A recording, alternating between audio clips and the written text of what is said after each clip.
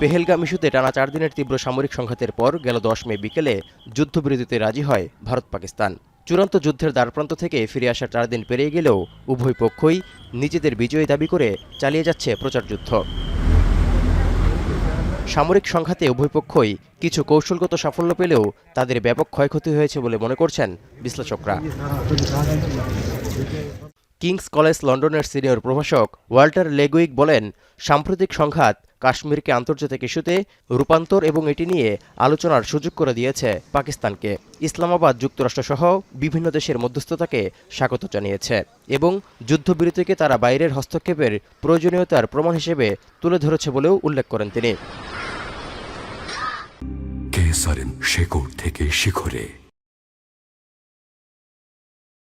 অন্যদিকে তিনি এও বলেন, ভারতকে এই যুদ্ধবিরতিতে যেতে হয়েছে তৃতীয় পক্ষের মাধ্যমে, যা তাদের নিজস্ব নিয়ন্ত্রণের বাইরে। তাই মোদী সরকার অভ্যন্তরীণ রাজনৈতিক দিক দিয়ে কিছুটা ক্ষতিগ্রস্ত হয়েছে বলেও বলেন তিনি। তবে 22 এপ্রিল পেহেলগামে ঘটে যাওয়া সন্ত্রাসী হামলার পর সংঘাত উত্তেজনার মধ্য দিয়ে ভারত আন্তর্জাতিক সম্প্রদায়ের নজর পাকিস্তান ভিত্তিক সশস্ত্র গোষ্ঠীগুলোর দিকে ফেরানোর ক্ষেত্রে কিছুটা কৌশলগতভাবে জয় পেয়েছে বলেও মন্তব্য করেন তিনি। এই অবস্থায় যুক্তরাষ্ট্রের জর্জ মেশন বিশ্ববিদ্যালয়ের গবেষক ড. মোহাম্মদ শোয়েব বলেন, টেকসই শান্তির জন্য দুপক্ষের মধ্যে নিয়মিত সংলাপ অপরিহার্য।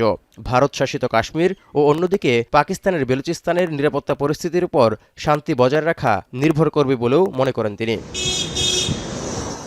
এরই মধ্যে জম্মু কাশ্মীরের অবন্তিপুরে নিরাপত্তা বাহিনীর সঙ্গে বন্দুকধারীদের তীব্র গোলাগুলিতে 3 সন্ত্রাসী নিহতের দাবি ভারতের।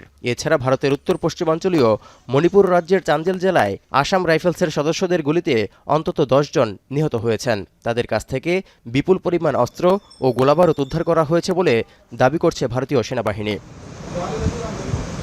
তৌহিদুর রহমান, এখন বিশ্ব।